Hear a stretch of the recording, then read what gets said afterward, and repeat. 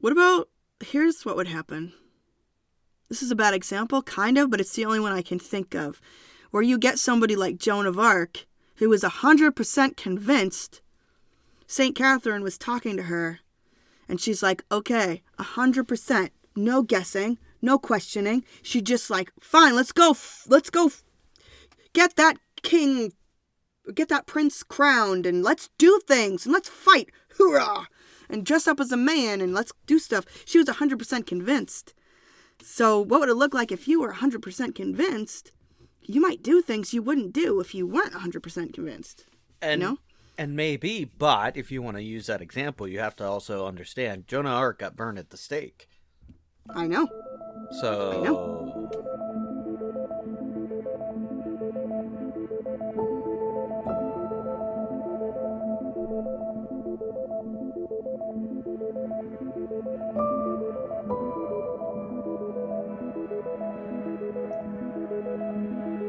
Welcome to the 42 Podcast, where we discuss life together, looking for answers to life, the universe, and, well, everything else. Here are your hosts, Rob and Lindsay.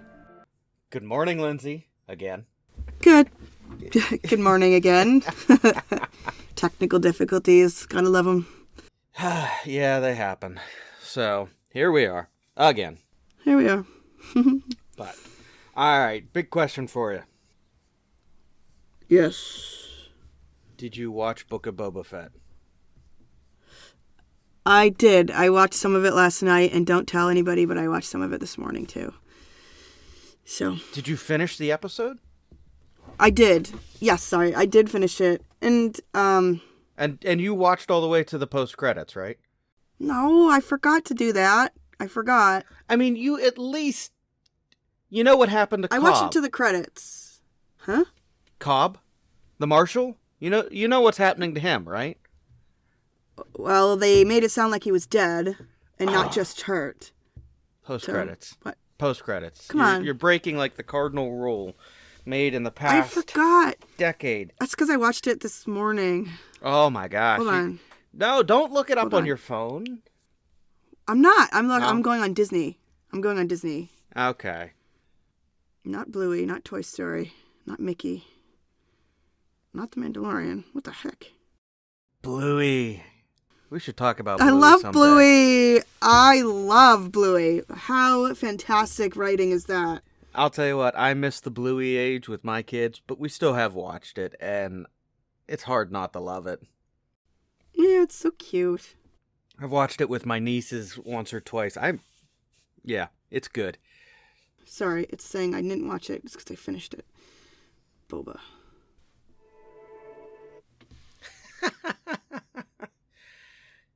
Disney has arrived. We now own you. Okay. Hold on.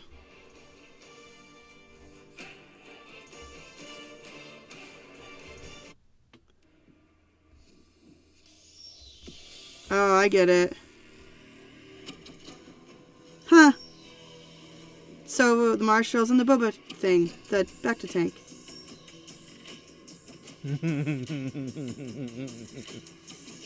Who is that guy? Oh, you don't remember that guy? No. Oh, he's the modder. He's the guy who saved Fennec Shand.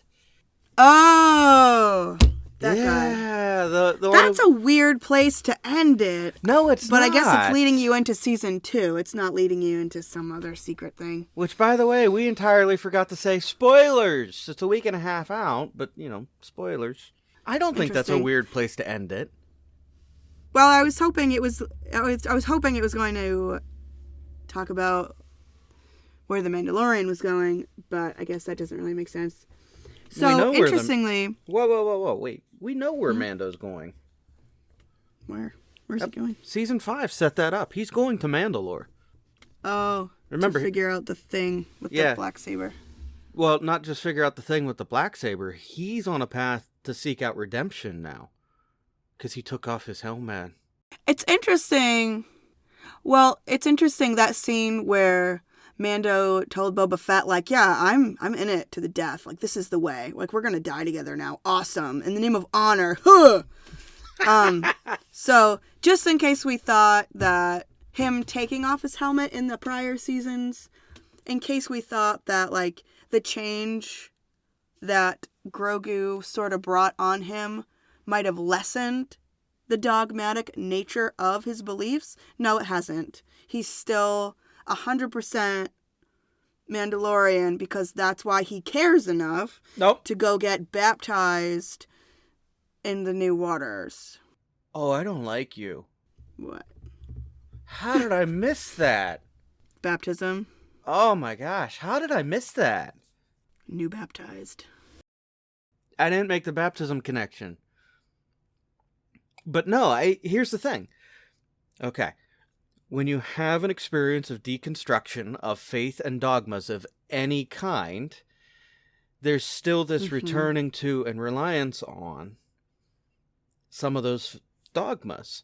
And that's what we're seeing. That's what we saw in that scene with Boba and Mando, where it was, okay, yeah, you know, I'm still very diehard. I will die next to you. I have given you my word. And we either, you know, succeed or die together. No, I get that. Okay. So he's still in that rut. But what I'm seeing is the setup, and I may be wrong, but I really think the setup is that he's going to get to Mandalore and he's going to start coming out of this. Where something's going to happen on Mandalore that's not just the baptism. It's going to be a transition point for him not just being the dogmatic piece of Death Watch, but he's going to become this central point. Death Watch? Death Watch is the cult that he's a part of. That's the coven. Is that the group that was doing all the bombings on Mandalore during the Clone Wars? Remember that? Yep. When Obi-Wan... That's them? Yeah. Paz Vizsla, the guy he fought over for the Darksaber in Episode 5 of Boba Fett? No, I don't care about that. I'm talking about the cartoon. Yeah, I know. Remember the cartoon? Yeah, I know. Hang on. When... Paz Vizsla? Vizsla. Pre-Vizsla is the former leader of Death Watch from the Clone Wars. Pre-Vizsla. Sorry. Okay. Yes. So, I didn't know. It's connected. It's because Death they were Watch. terrorists. So, I didn't know they were the same people because they were terrorists. So, I didn't know he was a terrorist. The ties are all there, and they might be a sect of that group that was Death Watch, and they aren't terrorists in Rebels.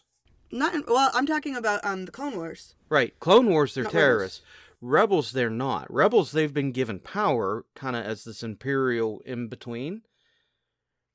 Okay. And then they have a space and a place that fills in with Darth Maul, Transition Years, Imperial Age. It's kind of a gray. We don't know what's happening. Yeah. Cool. Have you gotten to the part with Darth Maul and Mandalore? Yes. No. No? I just got to the part where they found Darth Maul, where they find him all kooky in that junkyard. Oh my gosh. And he's all like, cuckoo, katoo, and it just came to that part, and, hold on, what's her name? Hold on, Ventress saves Obi-Wan, and that's the episode I just finished. Now you're getting into the point where Clone Wars is good. It's good now. It's very good now. Like I'm enjoying it. Those first 2 seasons are a little bit rough. But once you start getting into those pieces of story, it starts getting really good. Yeah, it is. I still want Disney Plus to do a watch in order. I really want that. I'm sure there's like a website that'll tell you everything that's in order, but you just have to go through and find them. There is a website. I just want the button. I want the convenience of watch in order. Give me the button. You know, give me the button that is Star Wars and says, this is your life for the next 3 weeks. Watch everything in order. Okay. Yep. Yeah. All right. Anyway, Star Wars geekiness aside. We had our moment. We need to do a full episode devoted to Boba Fett and Obi-Wan and all the things that are coming in Star Wars, because we really need to talk, like, a lot. Star Wars. Oh my gosh, guess what? Obi-Wan's coming out in May. That's also Star Wars month. How freaking convenient. But will it be May the 4th or May 25th that is the 40-year anniversary for the release of A New Hope? Yeah, I think you're right. It's later in the month, but we'll have a whole month to discuss and be terrified So my goal, as of right now, sorry, a little more Star Wars geekiness. I have read from, I haven't read the new stuff, like the High Republic stuff that's been published recently. I haven't gotten into that stuff yet. But timeline-wise, I have read stuff before, but The Phantom Menace, all the way to the Clone Wars, and the Clone Wars, I'm like 3 or 4 books away from Revenge of the Sith. Okay. Timeline-wise. I'm so excited. And sad, too. So that's my goal, was to fill the gaps in between the 3 movies. And, it's so good. I am going to be sad when it's over. But there'll be more to read after that, too, of course. Oh, there's always more to read. I just love Anakin. I just want to hang on to Anakin. Yeah, all right. I'm done. All right. Your opinions on Anakin we'll have to fight over at a later point. Indeed.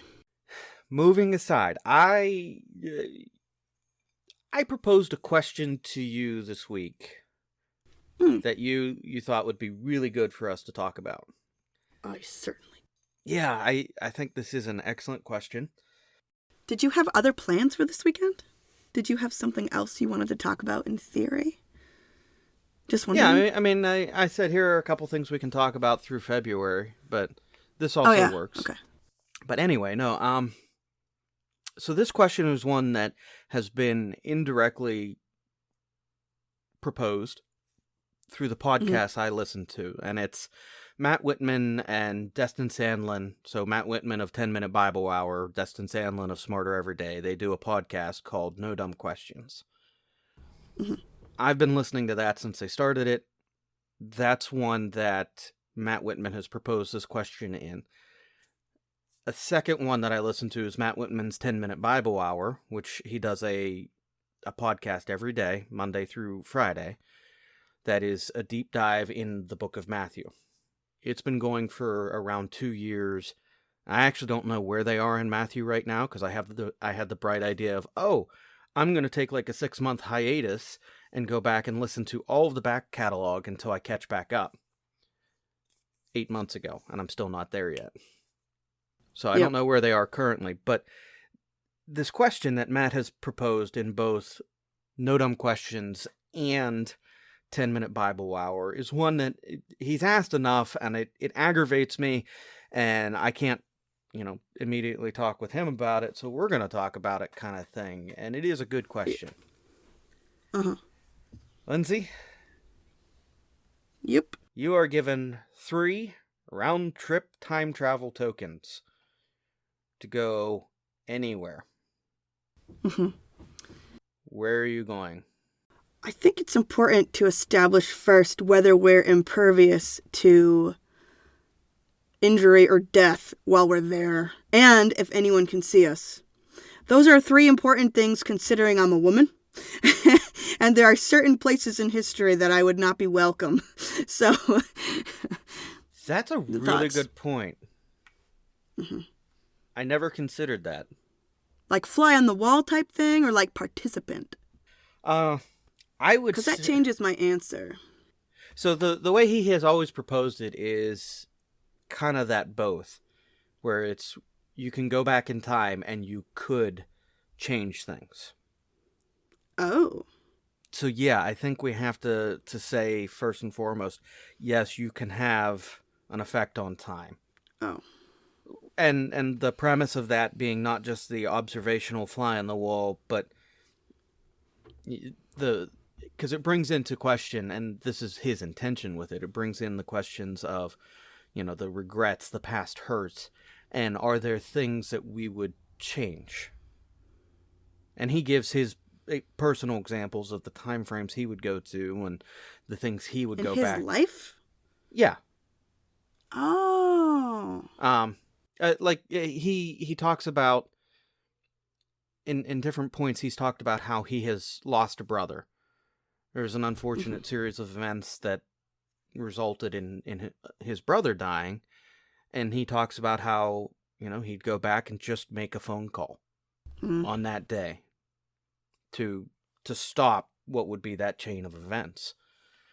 You know, again, having foreknowledge of, okay, if I go back in time, look, I got a bad feeling about this day for you. Just stay home. Don't go. Don't do. Don't. That kind of premise. So, and that's, I think that's where, yes, we'll keep that piece of it intact of, yes, you can go back, you can change things. So, yeah, you could go back and it's not just fly on the wall. But we can give the base observation of you would be able to do enough research ahead of time or have the tools that you would need to blend like in. a disguise. Yes. Oh my goodness. I'm now Lyndon Weeks. Yeah. Oh, why am I blanking out on the name of the movie? It was based on a Michael Crichton book. Timeline? So let's assume... Oh, no, not that. Let's assume that you have the ability to have the infrastructure to go back in time and entirely blend in and disappear.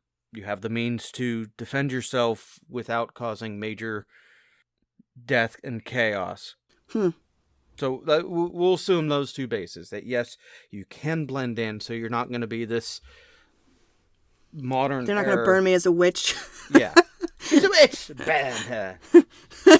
How do you know she's a witch? Does she float? I just saw that they put Monty Python up on Netflix or something recently, and it's I got to go back and watch that. I know. Yeah. Yeah, I saw that. I'm tempted, sort of. So, do you already have an answer? I'm sure you do. No. You don't? No, I actually... this is part of the reason I want to talk about this, because it actually really bothers me. Like, yeah, there are things that I kind of want to go and see, but at the same time, it would be... No, I don't think that's a good idea, but I would like to see it, but... Or do this, or... So there's a whole, like, tangle of emotion and philosophy that is at conflict with me. Yeah. That I want to talk about. And I wanted to ask you, because I've been sitting with this question for like 2 or 3 years, and it just bothers me. Yeah. So. Yeah. Without me screwing up your perspectives with my philosophy and struggle with it, what are your thoughts? Well, my first thought, ticket number 1, would be I would like to somehow tour the United States before Europeans got there. I want to see New York City the way it was originally, and Boston, and the West and the South, and I want to see what it all looked like before we got our grubby hands on it. And just listen and look and be there. I don't know for how long. I don't know how it would travel, like maybe it would just be like, well, obviously I time traveled, so I've got a pretty snazzy vehicle somehow. But I think that would be really cool to see it all untouched and what it could have looked like if we never were here. And what would that have looked like? And what would the rest of the world look like? That would be beautiful. It really would. I mean, even think about going to like where you live now and just seeing the rustic, the undeveloped, the like the trees. What does not second growth trees look like? I don't know, because all the trees we have are all second growth. So what would it look like here with the trees that like were here first? What would those trees look like? It's a small tiny thing, but I really want to know. You assume trees. Like? You might be a field. Who knows? Maybe, but probably a lot of trees. But yeah, anyway, so. That would be beautiful. All right, so pre-colonization America. Do you want to give one too, or do you want me to just do all 3? Do all 3. Okay. The next one's kind of typical, I guess, but And it would have to be different because I'm a Gentile woman. So, I don't know. I don't know how he'd feel about this, but I just want to, like, tag along for 3 years for Jesus' ministry. And, like, I want to listen to his jokes and, like, what made him laugh. And I want to know, like, was he a picky eater? Or did he like to swim? Did he know how to swim? What was his relationship like with his brothers and his mom? And I just want to see all those little nuances that we miss in the New Testament. You do know Jesus can't swim. That's why he had to walk in the water. Well, it's kind of hard to swim when you can't get in the water, you know. Yeah. Darn it! Although that would have made his States baptism don't with matter. John rather weird. Yeah. You know, Yeah. Jesus, would you Hold on get a in the second. water already? Come on, you want to be baptized? They can't just splash it at you. It just, yeah. So I think that'd be really cool to know him on that human level, like, where you could actually, like, poke him, like, poke Jesus. All right. 3 years, yeah. And then, see, the third one, okay, I'm conflicted now because of what you said. It didn't occur to me that I could change things in my own life. And I'm not sure what changing things in my own life would do to my existence if I ever got to travel back. What's the good of a round-trip ticket if you don't know what you're going back to if you change something? So, like, for instance, I almost joined the Navy. What would have happened if I did? I'm also, like, you think I'm a smart person, but I'm actually really insecure about being stupid. So I don't think I would have done a good job in the Navy anyway. I don't know. So I don't think I really would pursue that. Although I'm curious, I wouldn't want to change things, because what if I couldn't come back to what I have now? I have a pretty sweet deal now.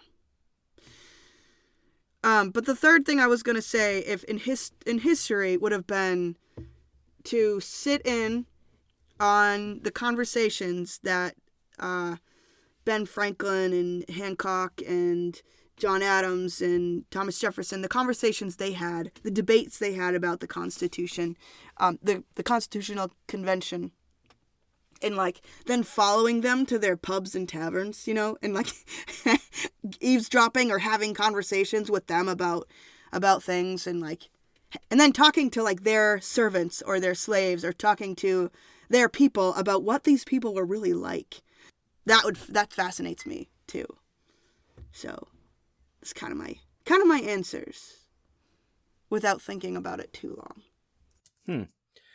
Okay. I'll give my theoretical answers. Okay? Because one of them is most definitely not a possibility within how I actually think, but it is something I would love to see.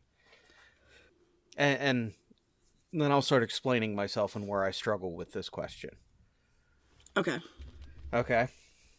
Yes. So the first thing that I would want to see, that I would want to go and experience, is actually creation. Like, I would want to go to that figurative, literal starting point and see it. Now, that's not feasible for a multitude of reasons. First off, if there's nothing, I don't exist because I can't breathe and I'm dead. Whoops, time travel over. Darn it. So C.S. Lewis's The Magician's Nephew, which is the first book of the Chronicles of Narnia series that was written, like, last. It's actually like the fifth or sixth book written. There's a scene in that where you see Narnia created, and it's beautiful and it's magnificent, and that has had a massive effect on how I view the creation story, because I find it beautiful poetry, but I also want to see the poetry in action that God would have done. Yeah, is the way I would phrase that. So I mean, that I'm assuming I'll probably see when I die, just getting up there and going, hey, you got the videos? Can we go watch this? I want to see what you did. Can we watch it? Yeah. Did you? You took a video of this, right? Come on. Right. I want to see God explain to Adam and Eve what sex is. I don't think there was ever an explanation. I think they were like, oh, we got that. I don't know, because that's the weirdest thing. Like, that is so weird. I remember being 11 or 12 and it getting explained to me, and I'm like, that's disgusting. Are you kidding? That's disgusting. What the heck? I don't know.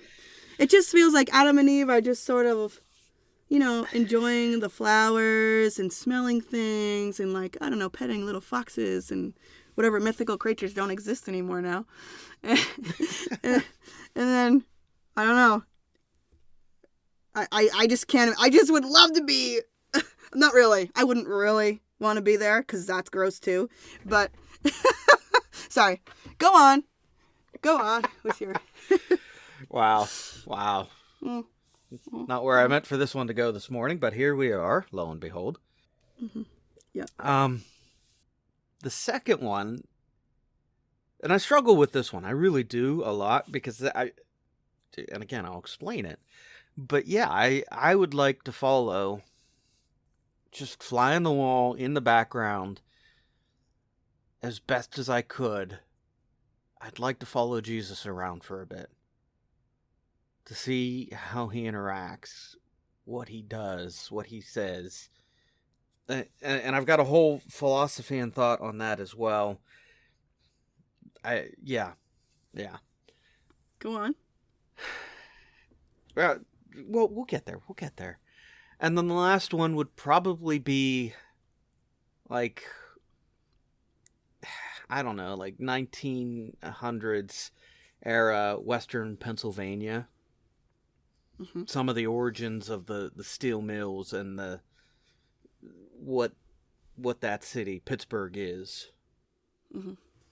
Just because that's where I grew up. That's the stories and the time frame of my family being established in Western PA, that kind of thing. And just what does that look like? What does that look like for my great grandfather coming over and being a coal miner, and then all of that stuff. So yeah, that'd be interesting. Yeah. Now here's where I struggle. Okay. And the whole going back and seeing creation, there are the obvious flaws of that. But the bigger overarching piece is the question that I wrestle with of what does that do to my faith then? I mean, even if I go back and it's all 100% verified, I am absolutely correct. What does that do to my faith? Like me, post-time travel, I have met and interacted with Jesus. I have gone back and seen how creation goes, so I know exactly how it goes. Well, wouldn't it be a lot like your experience with how trees grow from a seed? Or, I mean, it would just be not faith anymore. It would be knowledge. It would be experiential knowledge without question. But what I struggle with is it feels like that would be experiential knowledge without question that's gained without the work, without the wrestling with. It's just, ooh, yay, boom, here's the answers. Here are all of the things, and I don't know if I want to be handed all of the things. Wouldn't you get to move on to something else finally? Like something more important? But that's just it. What is more important? I mean, that is the biggest thing in my life, and there's a part of me that feels like, okay, so now what? That's boring. I think that's really boring. Like, I hope there's more to just that, because, like, it's kind of like, does the Matrix exist or doesn't it? I don't know. And knowing the Matrix exists and going to fight and do the thing, and like, let's go do the thing and rescue the people because we know. Rah. Right. Instead of just like, nah. And I get that. That doesn't change what is the, yay, I'm going to keep doing what I'm doing in ministry, but it's my personal growth. It's kind of done. How do you know? I don't. It's a theoretical. But it's that disturbs me, that bothers me, because it's, okay, well, wait a minute. In my current state, without all of the answers 100%, without being able to go back, I have to wrestle with the text. I have to wrestle with the historical pieces that are there. And I don't say this, I may not be phrasing this well, but it's sitting with the information we have at hand and building faith, and Scripture saying, blessed are you because you have seen me, you know me, but blessed are those who come after, who do this by faith, not by sight. And I'm butchering that text. Sounds like you're both blessed. And it's what Thomas said. Blessed are those who believe yet have not seen. Right. And that's what I wrestle with. It's, okay, well, what does that change in going back and seeing and being able to touch, to feel, to verify? Like, okay, the example of creation. I have been at a different spot, kind of an evolution of belief in how creation happened. Where initially I was that 7-day literalist, but I'm not, because I've learned, I've wrestled, I've grown. And I look at that path of wrestling and growing, and I know there's a point where that stops, because Jesus and God reveal all, because I'm dead, and yay, and, it's a different path now, but this path I'm on, I value that journey. I could also be a crazy man just rambling. That's entirely No, you're fair. good. You're not crazy. That's silly, but it's just like, I feel like we're a bunch of toddlers, and it's like, oh my gosh, look, I put 3 blocks on top of each other. Yay! And that's exactly it, where it's okay. But that's so boring. Like, I want to get up and run. I want to go climb a mountain. I want to, like, drive a car and drive a bike and ride a horse and, like, do cool things. I'm tired of building the same 3 blocks on top of each other. Like, to me, God must, like, the patience that he must have to tolerate such fundamental, blah. Like, how boring to still be here. Like, to me, I'm bored to still be here. I wish I could move on and get to, like, the fun stuff of where I know, don't have to question anymore. I know, so I can get on the bike and go for a ride and go do cool things. Instead of still sitting on the floor with the blocks, on the... Okay, I am putting ABC, Romans 3:16. Yay. Okay, yes. I'm so tired of it. But okay, I get what you're saying, I guess. It's just... See, and I'm saying from my perspective, not everyone is there. Yeah, I know. I'm sorry. No, there's nothing Cheers. to be sorry. Yeah. I'm out of coffee, but okay. But that's just it. That's where I sit with it, and I go, I don't know. I don't know if I want those answers in that way. Like, I want the answers, yes, don't get me wrong. And the other part of me that is absolutely terrified is, my base assumption, okay, you travel back in time to that era with Jesus. I mean, at what point does Jesus not look at you and, again, he knows entirely who you are, and he's like, what are you doing here? I don't know, I'm gone, bye. I think Jesus would be cool with time travel. He's kind of a time traveler, too. He did that all throughout the Bible. He's like, hey, guys. I kind of get that. You can call me the captain of the host. I kind of get that. You can call me Melchizedek. But no, I mean, like, I feel like there's this point where, he would just look and be like, hey, and I'd be like, gone. Interesting. That's sad. Yeah. Again, this is why I say I might just be a crazy person for this, but I don't know. Huh. I don't know. So, those 2 points are the points that I struggle with, because it's okay.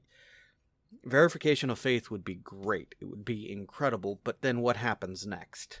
And I don't have that answer because for me, that idea of verification of faith doesn't come while I'm alive. What about, here's what would happen. This is a bad example, kind of, but it's the only one I can think of. Where you get somebody like Joan of Arc, who is 100% convinced St. Catherine was talking to her.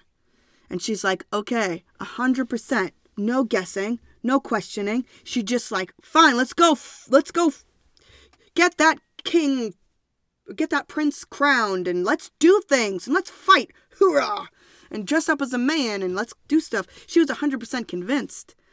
So what would it look like if you were 100% convinced?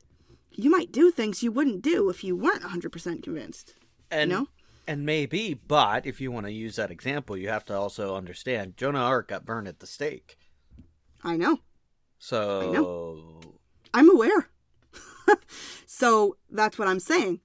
What happens, maybe that's what happens when you know beyond knowing that, so who cares? So who cares they stripped the flesh off my back? Cool. Because I know beyond knowing.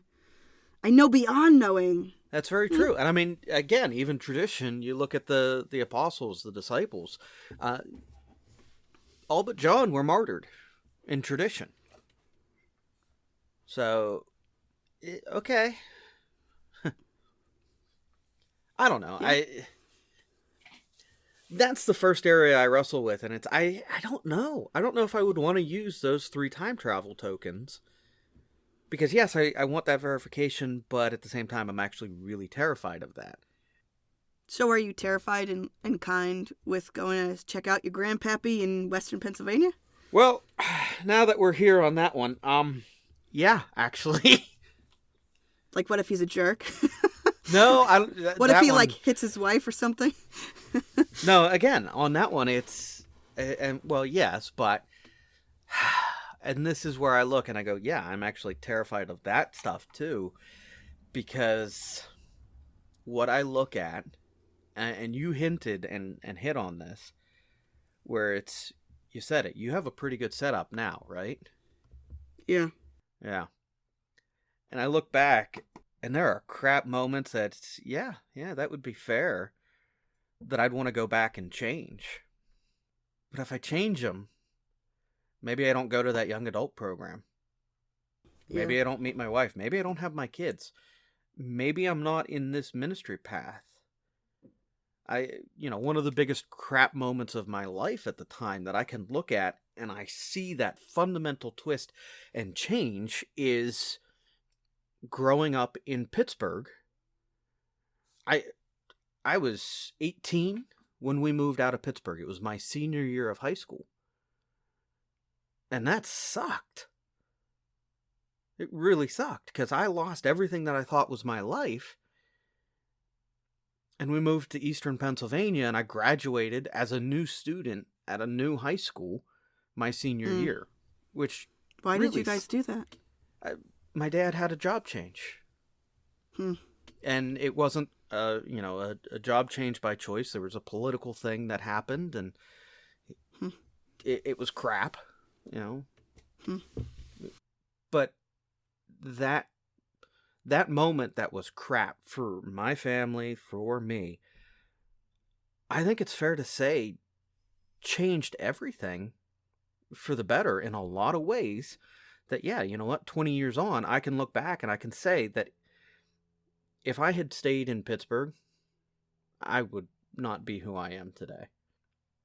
Mm-hmm. I don't think I would be remotely who I am today. In any kind of good way or good sense of that word.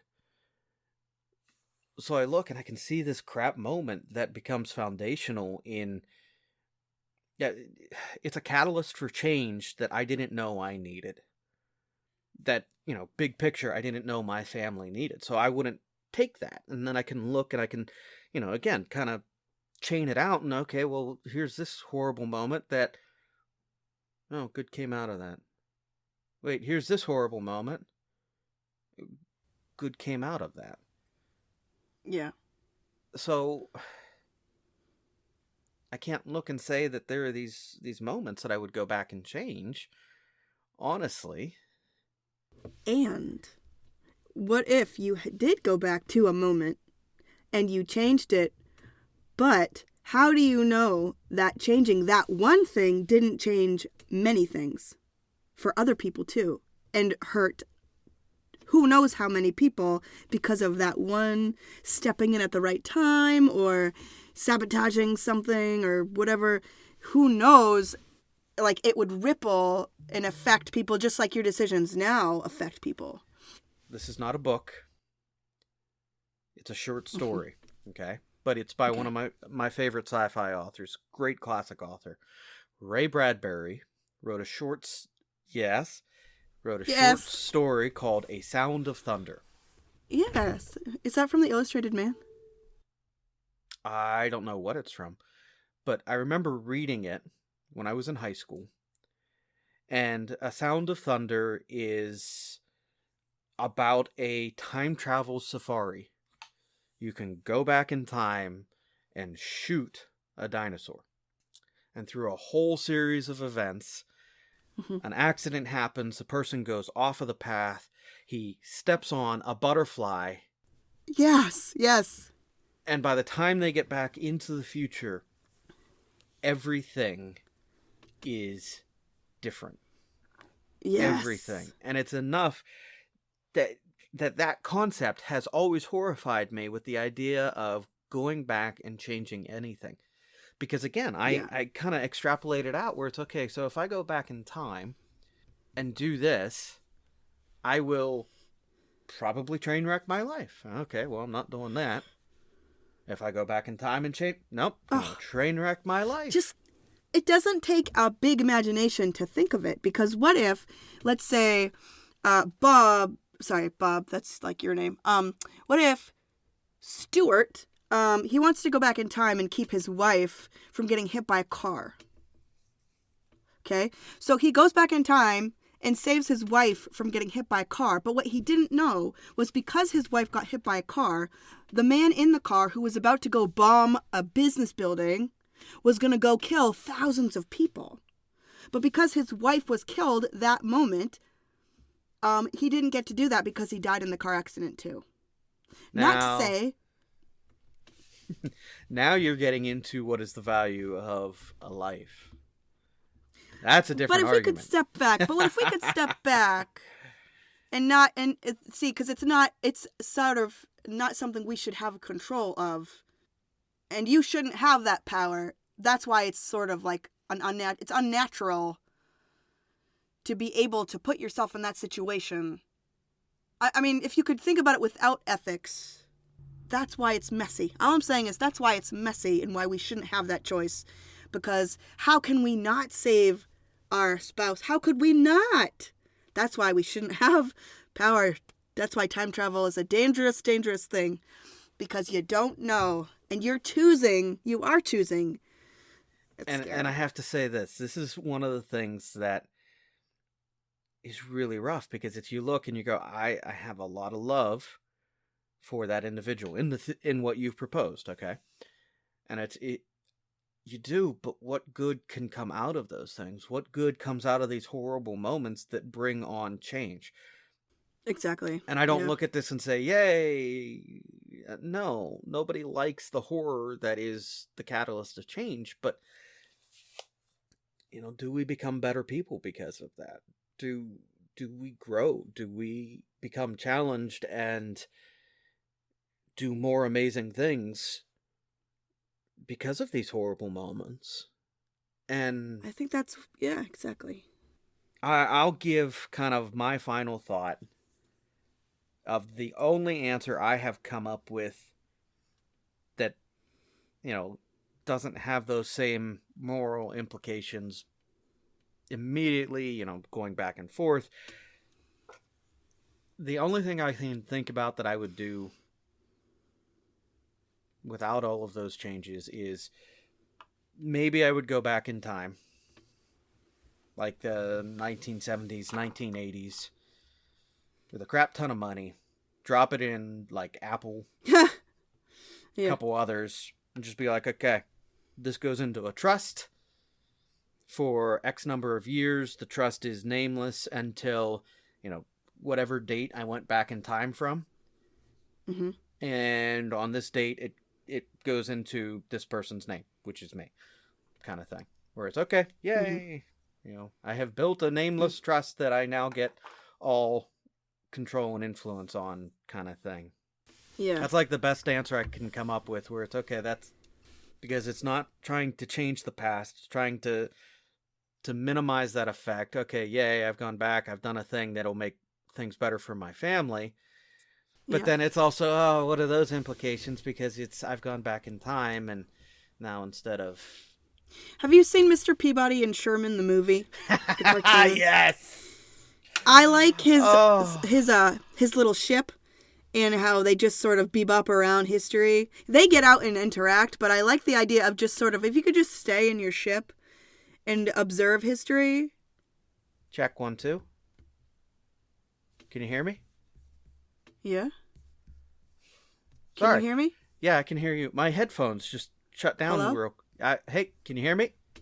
Yeah, but actually my microphone's pretty low too, because I guess I stopped talking. My headphones shut down. Sorry. I don't know why.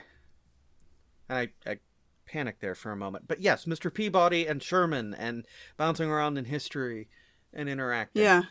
It'd be cool, but it'd be so tempting to interact with. It's just like a scientist observing a pride of lions or something, Like, you're supposed to just observe the lions and you can't rescue the baby lion cubs. You can't do anything like that because that's not really science anymore. It's something else. Right.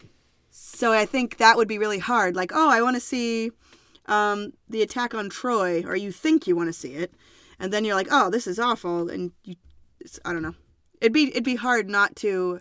assist or help, right, or rescue, right, and that's where I struggle with it. Where in the premise that Matt Whitman proposes in those podcasts, it's always there's an effect you can have, and I don't feel comfortable with that. That terrifies me. Ooh, let's take this to now, right? All right. What is the effect that you have by doing the slightest thing, like letting somebody else go in traffic at the intersection instead of being a bunghole? Like following the rules of traffic and being courteous, or holding the door open for somebody, or tipping really well, your server, whoever serves you at a restaurant, or sending birthday cards and thank you notes. Like those tiny little things that seem so insignificant. Who's to say, or calling your spouse when they're at work and saying, honey, you're really hot. I can't wait to see you tonight. Or whatever it is. The tiny little thing, but who's to say what kind of effect you're having and the ripple effect it has to these strangers' lives and your loved ones' lives, and what it has to do with your kids' mental fortitude as they grow up. And I don't know. I just think we have so much power if we could just live in the moment and take advantage of every opportunity as it comes and sort of like have a Zen attitude, like, I don't know. I think about that all the time. I kind of had a neat moment this week on that. I was talking to an old friend from Pittsburgh and high school years, and I connected with him because he had posted that another mutual friend of ours had passed away back in December, and it was, I remember him. He was a good guy. So we were talking, and one of the things that he brought up was just one of those little actions that he thinks about, and I actually have thought about for years later as well, from those high school years. And it was a small action that has still had an effect. It's something that I can look at and I can say, yeah, you know what? Parts of who I am come out of this conversation we had. For him, there's still an interaction with that moment, with that memory, and it's interesting. Because there are those little things that we never consider, those little moments of time, that what happens if they go away?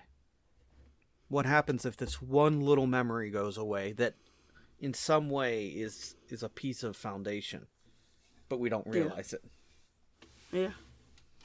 That kind word spoken by someone, that that moment of genuine interaction, that moment of grace that is unexpected. And it compliments. Like somebody says something to you and it becomes a part of you, like you take it in and it's something you believe about yourself. And it makes you be who you are in the future, you know? Like somebody telling you you're smart, or somebody telling you that, oh, you have a nice smile, and that just sort of becomes who you are, is the guy who smiles. You know? Yeah, and again, that's what bothers me and disturbs me about this, where I don't think there's at any point that I can look and go, yes, I would go back and I would touch this piece of my personal history. Mm. Because I am terrified of what that rippling effect is, because I can see where I'm at, and I can see the chain of events that got me here very clearly. And if that ripples in the wrong way, forget it. Yeah. Or just how stupid we are as kids, you know? Oh like, my gosh. The dumb situations that I was in, that I would put myself in, or people I would try to get to know that were really bad for me. Like, what if I had been a little more charismatic and a little more socially aware, talented? Yeah. Yeah, and I got into those circles. Where would I be? Would I even be alive? Would I even be alive? You know? And that's what terrifies me. I mean, that's why that question, when he asks it, he uses it as, you know, looking back and those things that we have regret for, and he's used it as an example of Matt Whitman.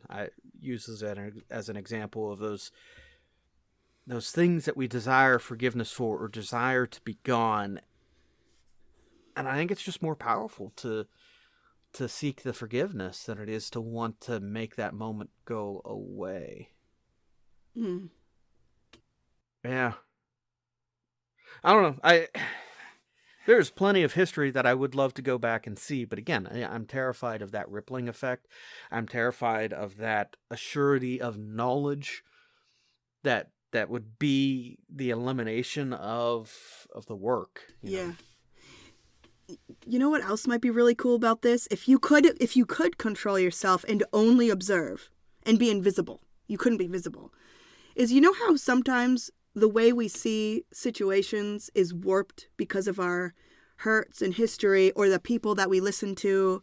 What if we could go back and see a situation the way it actually really was, the way an objective observer would? Mm. Like, for instance, how did this person actually treat me at this young adult ministry? How did that relationship look from the outside?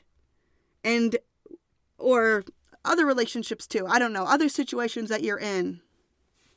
Okay. Mind-blowing movie. Makes my head hurt to this day. Yeah. Have you ever watched The Final Cut with Robin Williams? It is a drastically, like, you think of Robin Williams funny man. This is not a Robin Williams funny man. This is in the era when he started making. Does he have weird blonde hair? Like weird blonde hair, and he does something with time. Like he looks at people's pictures. Yes, but I don't think it's like weird blonde hair. I don't remember that part. But yes, so the premise of the movie is that at birth you can have a microchip implanted in your head that records everything. So from birth to death.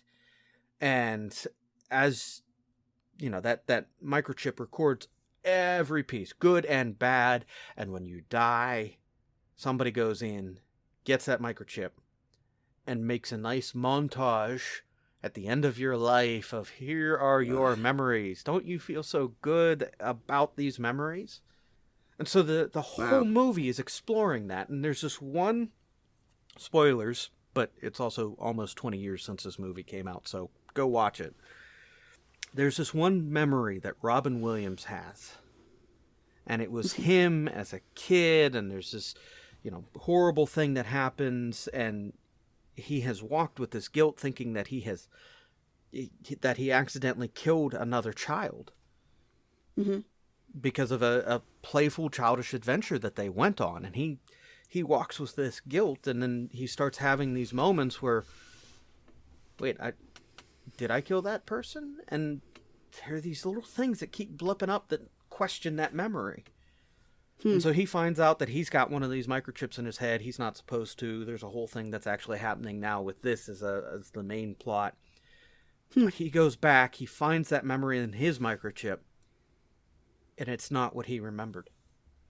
Cool. It's not what his perception and observation was. The memory is different than his perception.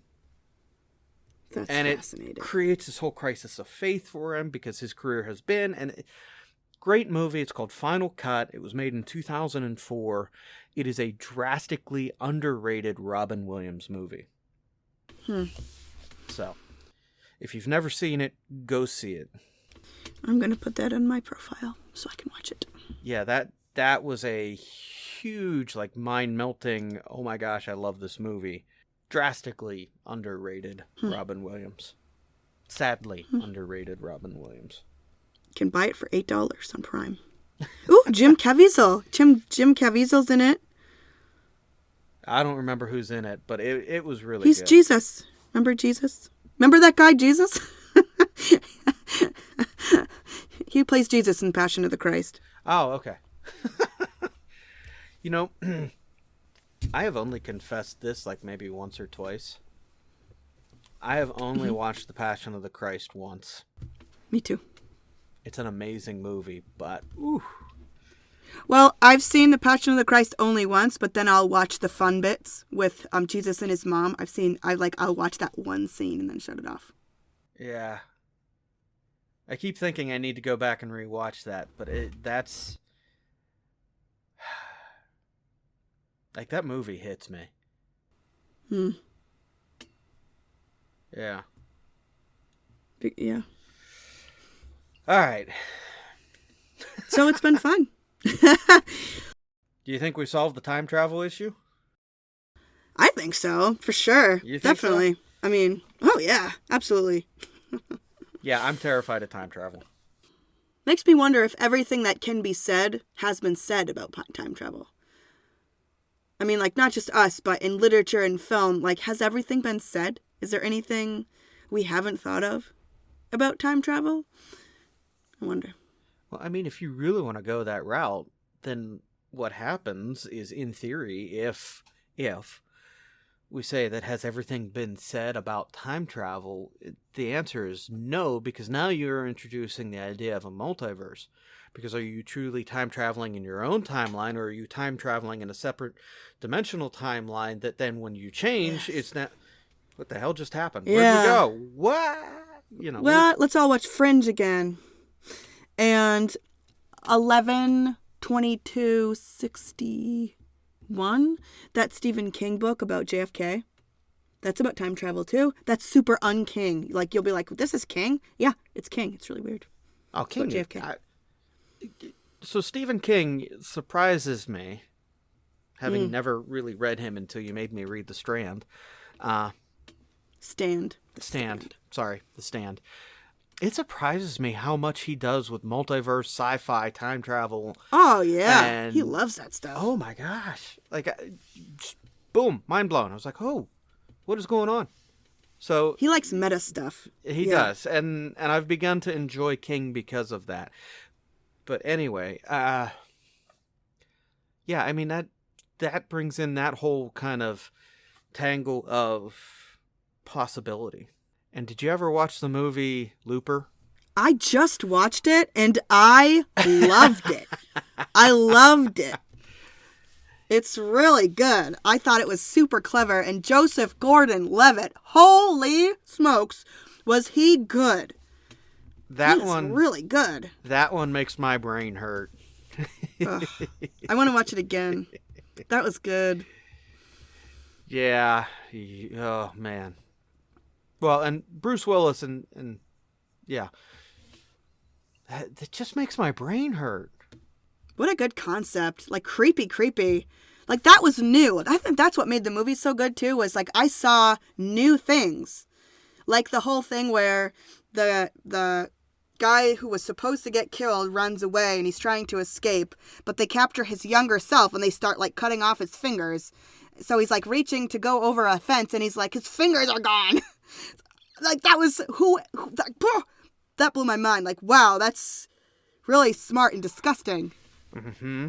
And then, like, the messages on your arms and scars, like, wow, that's and it just clever. It's like 5 or 6 levels deeper than we've ever thought on things. I love this. I love sci-fi. I love sci-fi. I feel like that's where people get smart. Like, contemporary fiction's fine, but I love sci-fi. Sci-fi is a way of dealing with some of those meta questions that we have. That identification of, and it's not always it's like sci-fi, kids playing in a sandbox. Right, but it's the questions of who am I, what is and what could, and because the question of time travel brings into the question of, and we've talked about this, who am I? Wait a minute, I am these series of events, and if I change one here, am I me? Yes. And like the whole thing where Joseph Gordon-Levitt, he stumbles onto this woman's farm, and they have like this intimate moment where she saves his life and he thinks she's really pretty, and then Bruce Willis is like hiding under a bridge and he's trying to hold on to the memory of his wife. But like flashes of Emily Blunt's character is going into his head, and he's trying to hold on to memories of his wife because now new memories are happening. So what happens to those old memories? Are they there? Like, what? That was so clever. Uh-huh. So, all right, time travel. Fun. I feel like this could be a much longer conversation. I mean, like, I know we both have things to do today, but like this conversation could go on. Can we talk about that real quick? Things to do today? Yes. What are you going to go do? We're going sledding because there's still a butt ton of snow outside. I don't like you. We're not friends. I know. That's the second time you've said that today. We have no snow. Well, it's because you live in the wrong spot, sir. Mr. Mid-Atlantic. I like Pennsylvania. We're about as high north as you can get in the continental United States. Sort of. There's actually like 8 hours north to go before you hit Canada. So there's much colder, much snowier up there, but it's snowier than down there. Yeah, I have like a small thing of snow left in my yard. That's it. And It is sad. It's middle of February. I want snow. Although, so it's getting warmer. Like, it was like 35 degrees last night, which is warm. And so it might be just really wet out there today. Who knows how long they're going to last, because it just might be kind of wet and mushy. But they're going to go fast down the hill, and then they'll like land in a pile of snow. Yeah. It'll be fun. It will be. So you enjoy your day of sledding, and this was a good conversation. It may not be something that's bad to revisit every now and then. It's my love, I gotta say. Sci-fi is just one of my passions. That's also part of the fun of going back to it. Star Wars. So, how we tell stories is important. It is. So you take care. You as well. And have a good day. And hey, for everyone listening, would you time travel? Would you take those 3 tokens? Would you go anywhere? Or would you pass on the moment? Let us know. Absolutely. So, all right. Thank you. Bye.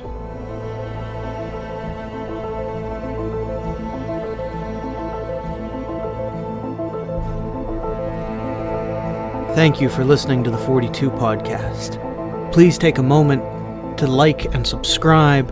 And if you want to join in on the conversation, you can find us on Facebook and Twitter to add your voice to the conversation. Thank you.